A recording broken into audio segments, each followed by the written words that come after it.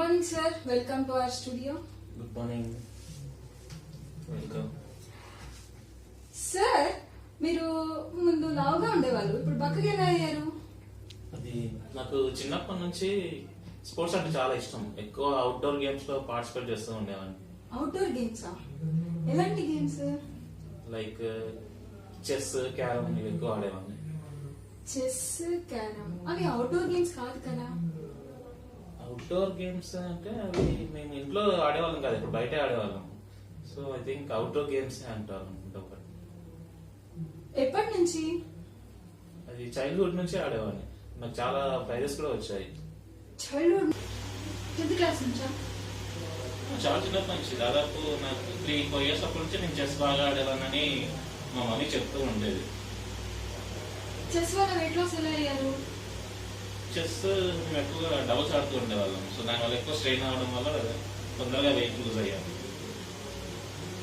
Chess doubles, chess chess chess ఆడడం వల్ల weight loss అవ్వదే? అవుతారు, ఎందుకు అవ్వదు? చూస్తాం, చెస్ వల్ల స్ట్రెయిన్ అవుతున్నప్పుడు ఆటోమేటిక్గా వెయిట్ తగ్గుతాం. చెస్ లో డబుల్స్ ఉంటాయి ఉంటుంది, ఎందుకంటే క్యారమ్స్ డబుల్స్ ఆడాము, అదే నలుగురము చెస్ కూడా ఆడేవాళ్ళము. ఉంటుంది, ఎందుకంటే చూసుకోండి మీరు ఒకసారి. సార్, చెస్ చెస్ డబుల్స్ ఆడచ్చు. చెస్ లో ఆడకపోవచ్చు, క్యారమ్స్ అయితే పక్క ఖచ్చితంగా ఆడతారు. నాకు బాగా ఉంటుంది, ఎందుకంటే నేను చిన్నప్పటి నుంచి ఆ గేమ్లో చాలా బాగా ఆడాను. నేషనల్ లెవెల్ కూడా సెలెక్ట్ అయ్యాను. స్ట్రైకర్స్ అయితే దొరకక ఆడలేకపోయాను.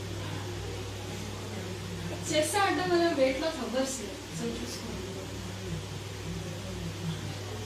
చెస్ వల్ల అవ్వకపోవచ్చు, క్యారమ్ ఎందుకంటే లైక్ మనం కాయిన్స్ కొట్టడానికి మనకు స్ట్రెస్ వాడతాం కాబట్టి. So we need some energy with the coin. So దానివల్ల చాలా వెయిట్ లూజ్ అయ్యాను. ఎలా ఉంటుంది, నేను నా 10th క్లాస్ అయితే 4 months లో నేను దాదాపు 5-6 kgs తగ్గాను క్యారమ్స్ కంటిన్యూస్ గా ఆడడం వల్ల. Okay sir, thank you sir.